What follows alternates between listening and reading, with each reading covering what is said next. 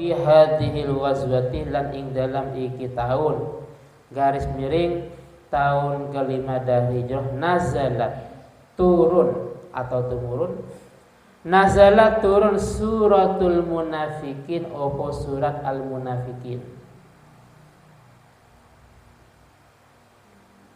suratul munafikin opo surat al munafikin li fitnatin karena ada fitnah atau pertengkaran li fitnatin karena ada fitnah atau pertengkaran waqa'at kang terjadi opo fitnah baina muhajirin ing dalam antarani sahabat muhajirin baina muhajirin ing dalam antara sahabat muhajir wa ansoriyin lan sahabat ansor takalamah kang ngucap fiha ing dalam fitnah Abdullah bin Ubay sapa Abdullah bin Ubay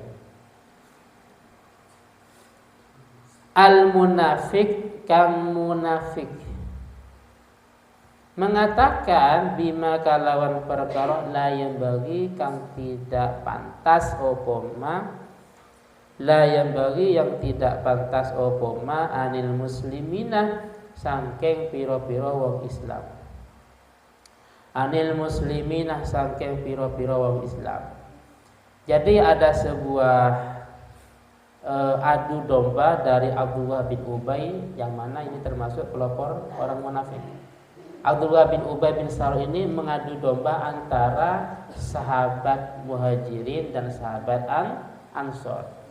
Mengadu domba dengan sebuah ucapan yang sangat tidak pantas diucapkan atau disampaikan kepada orang Islam. Akhirnya turun surat Al-Munafiqun. Jadi itu yang melatar belakangi atau yang menjadi sebab asbabun nuzul, menjadi sebab diturunkan ayat Al-Munafiqun. Wa fi hadhil ghazwati lan ing dalam iki tahun. Artinya tahun kelima dari hijrah. Wa fi hadhil ghazwati lan ing dalam iki tahun kelima dari hijrah. Aidan halemanih nazalat turun ayatut tayammumi opo ayat yang menjelaskan tayammum.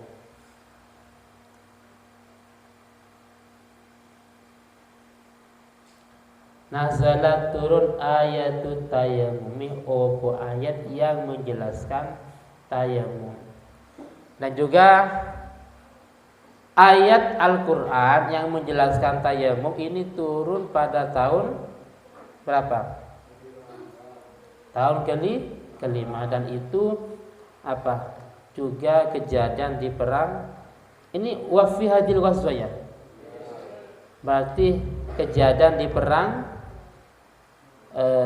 Al-Muraisi atau Bani Mustalik ya.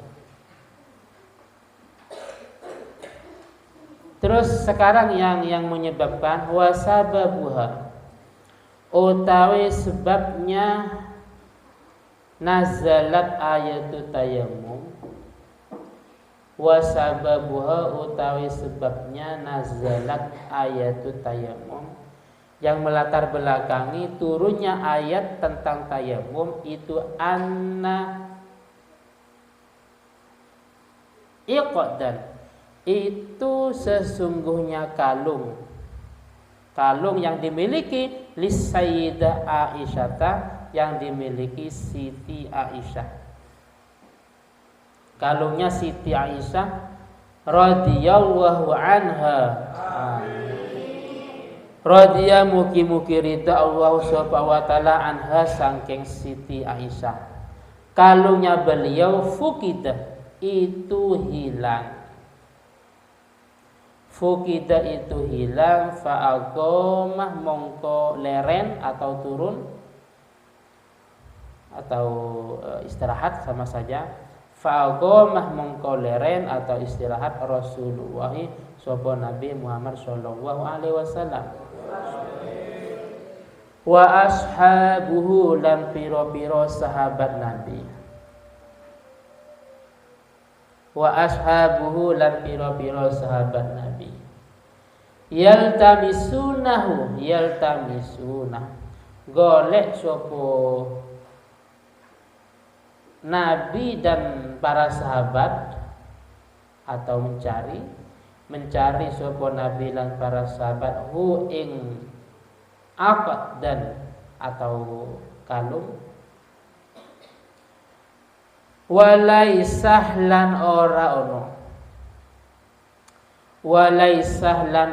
ono ma'hum iku kedui Nabi lan sahabat ma'un opo banyu, dan pada waktu itu tidak ada air.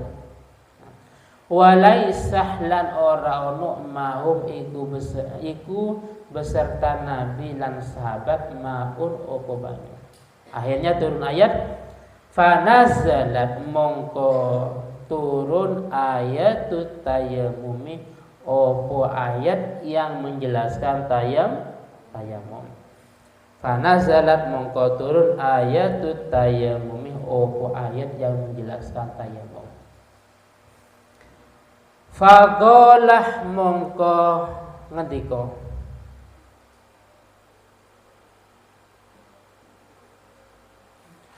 Usaid bin Hudzair sopo sahabat Usaid bin Hudzair.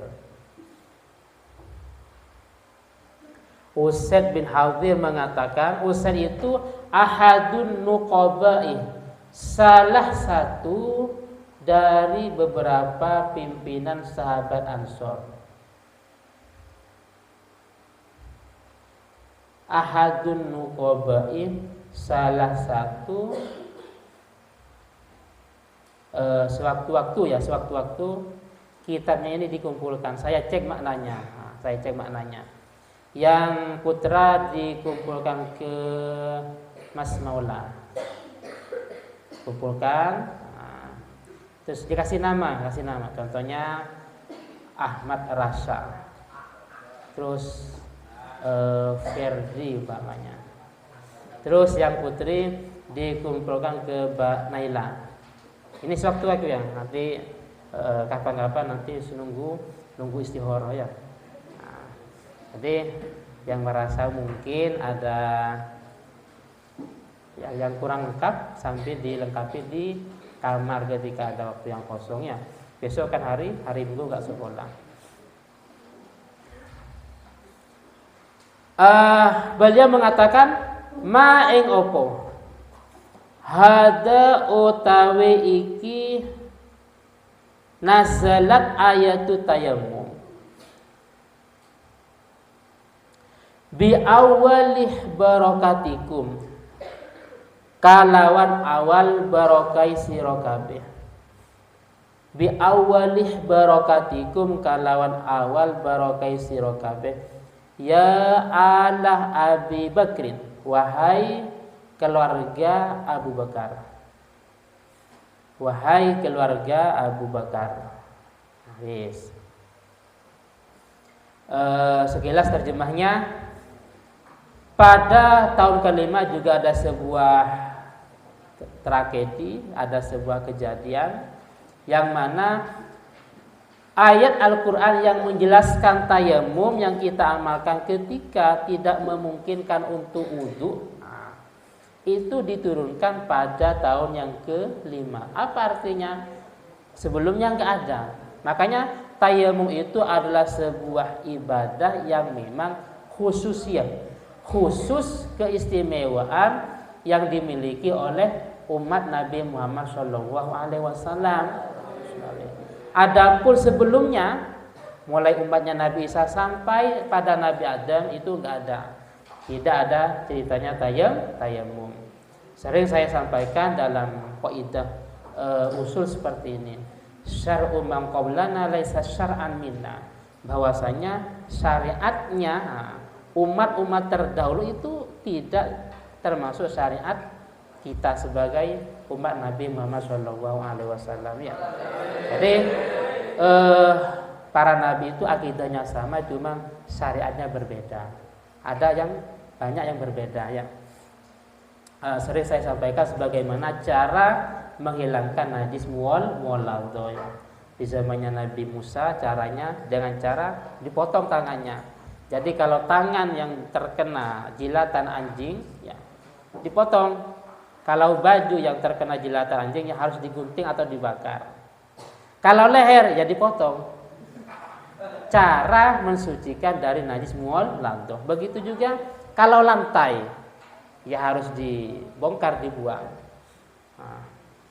Terus cara menghadapi istri atau perempuan yang sedang haid pada waktu itu diasingkan seperti zaman corona kemarin. Dan satu pun tidak boleh ada yang mengajak komunikasi apalagi makan bareng. Jadi kalau memang anak perempuannya haid, istrinya haid, diasingkan di sebuah tempat, tidak boleh siapapun yang komunikasi atau mungkin apalagi makan bareng. Nah, adapun sekarang kan enggak ya. Cara menghilangkan najis muwalladho cukup disucikan 7 kali, salah satu pakai debu. Cara menghadapi istri yang haid cukup, cuman tidak boleh istimtah, tidak boleh bersenang-senang saja pada waktu itu. Selebihnya nggak apa-apa, makan bareng nggak apa-apa ya. Jadi syariat itu yang dimiliki para nabi itu berbeda. Sholat pun berbeda ya. Ada yang cuman subuh saja, ada yang cuman duhur saja. Sebagaimana Nabi Muhammad pun sebelum ada Isra wal Mi'raj, sholatnya kan bukan 5 waktu. Apa? Yaitu sholat di malam hari yang wajib. Jadi sholat di malam hari yang wajib. Baru ketika ada Isra wal Mi'raj adalah sholat 5 waktu. Puasa juga seperti itu. Jadi puasa Ramadan juga khusus kepada Nabi Muhammad SAW. Jadi tayamum itu ketika memang tidak memungkinkan karena kita bepergian, umpamanya nggak ada air atau karena sakit dan seandainya pakai air wudhu tambah parah umpamanya, maka kita dengan cara tayamum. Tayamum itu ibadatun badaliyah, ibadah pengganti dari wudhu, pengganti dari mandi besar. Cuman dhaifah, lemah. Apa artinya? Tidak sekuat wudhu dan mandi besar. Kalau wudhu 1 kali bisa digunakan sholat beberapa kali ya. Wudhunya tadi pagi bisa digunakan zuhur, asar dan yang lain. Yang penting tidak batal. Tayamum enggak. Tayamum pertama harus masuk waktu sholat. Yang kedua 1 tayamum 1 sholat wajib. Lah itu yang melatar belakangi diturunkan ayat tayamum pada waktu itu, bahwasanya kalungnya Siti Aisyah itu hilang. Akhirnya Nabi beserta para sahabat mereka turun dari kendaraannya dan mereka semuanya mencari kalung tersebut. Dan ketika masuk waktu sholat ternyata tidak ada air. Akhirnya turun ayat tentang tayamum. Terus karena disyariatkan tayamum, akhirnya ada sahabat namanya Usaid mengatakan inilah yang menjadi sebab disyariatkan tayamum gara-gara mendapat barokahnya keluarganya sahabat Abu Bakar. Kenapa? Karena kan Siti Aisyah putrinya sahabat Abu Bakar. Jadi dengan sebab barokahnya Siti Aisyah yang kalungnya hilang, akhirnya Allah Ta'ala menyariatkan atau memberi syariat bahwasanya tayamum itu sangat dianjurkan jika tidak memungkinkan.